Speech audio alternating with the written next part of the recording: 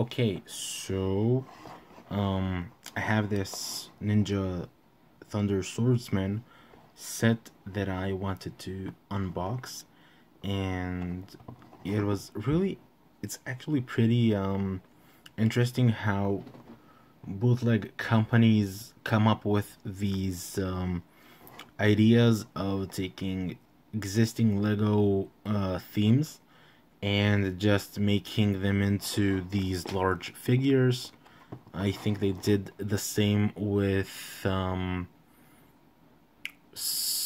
of the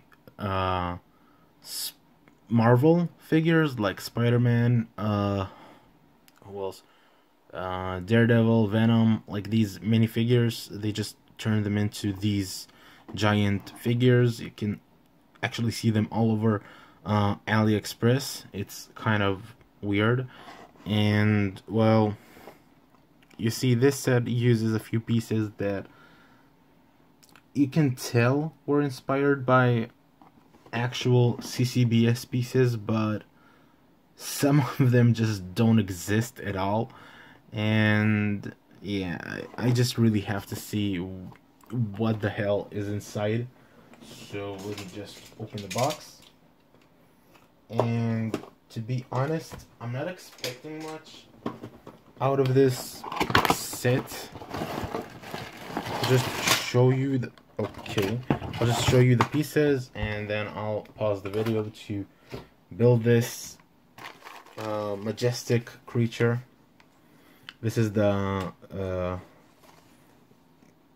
cloth piece, which actually isn't a bad idea, but I'm gonna show you in a second why it's I'm gonna show you in a second why it's more of a hindrance. If anything, I mean, it is unique. Maybe the word is, but I don't know. I really don't know what to say.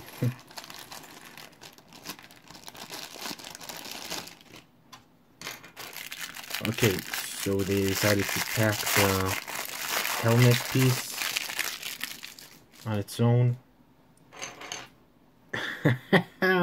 Okay.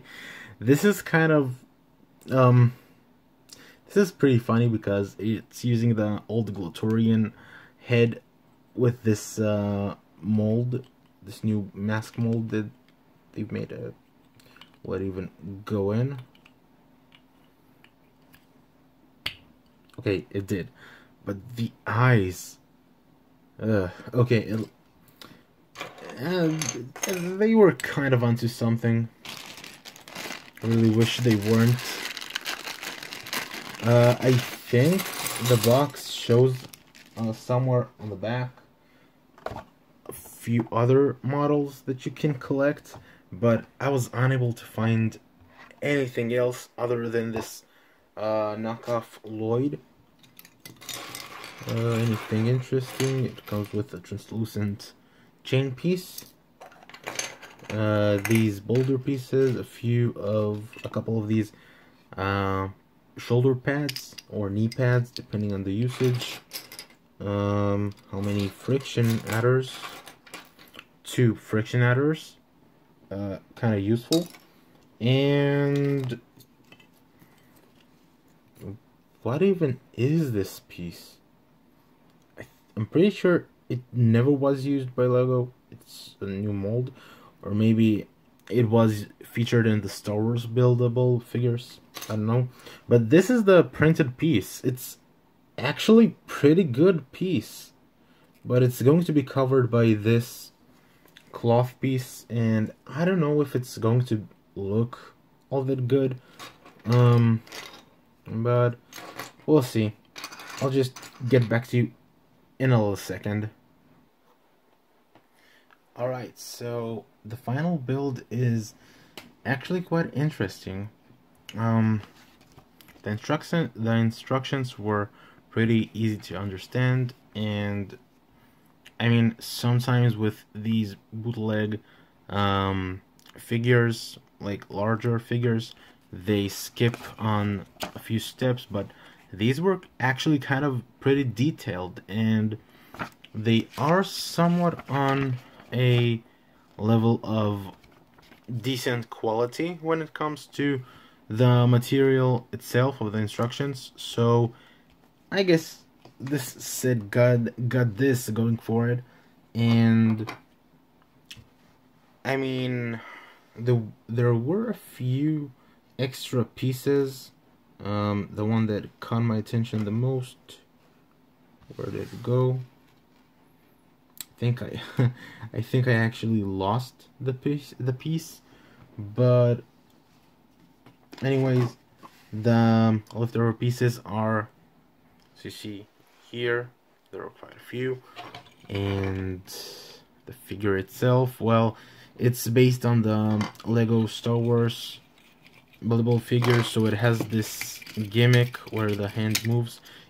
You can kind of stop it at a few angles and it won't fall back down, but only like these, anywhere beyond, and it just falls down. And the weapon selection is kind of interesting, like this what is called the flail, and this throwing blade. I guess this is supposed to be like the one of the glaives they used in Possession, I think. This is a bootleg figure. You can't really expect too much. Oh, here's the piece. It's the figure came with a couple of these larger Star Wars hilt. One second. These larger Star Wars hilt pieces for the buildable figures. It uses one, and the second one is a spare one. This set is kind of nice for mocking, I guess, because of the abundance of new pieces, the useful pieces that it comes with. I'd even go and say that you can use these pieces to make a better buildable figure of Lloyd, a large figure, or any of the other ninjas if you can find it. Now, when I was building this, I did realize what exactly the cloth was used for. It's used for hiding all of the imperfections of the set, which is something that Lego doesn't often do, or at least they didn't always do. Like with the older Binacle G2 sets, where the entire back was exposed. Here it's actually kind of neatly wrapped around. Like, you can see these pieces. This is supposed to be like part of the what it's called, part of the skirt, like this. The cloth piece, like, it goes to the back. It's kind of cool. Without the cloth piece, it would look pretty weird. Like, honestly, it would look really weird. But it still kind of bothers me that cloth is too far back from the chest piece itself, and if I dislodge it from what's holding it inside, it just floats around and it doesn't look as tightly wrapped anymore. So yeah, like I said, it is a bootleg set. It's not something that I'll complain too much about.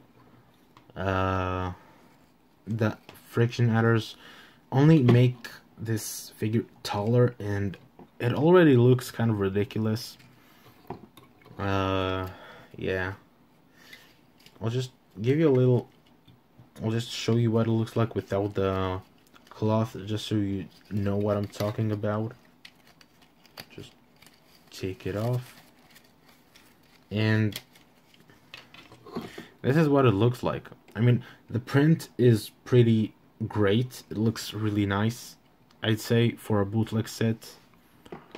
But I don't know. It looks like a lot is missing from this without the cloth. And then with it, it just looks like I don't know. It just looks super weird. it it is a cash grab. It is illegal, I guess, to do these kind of things, but Lego should actually give a try to these larger figures sometime with the Ninjago theme. Like they did it for lots of other themes. Uh, Even now there are these mechs for Marvel, like the Spider-Man, Wolverine, Black Panther, Iron Man mechs, but they won't make a few for the ninjas where they actually look like the ninjas. They did a few of the new system for Evo, but even then only I think 2 ninjas got it, which is kind of a shame. But yeah, anyways, I'm just rambling now. Ninja Thunder Swordsman coming soon, September 19. Check it on Cartoon Nickelodeon.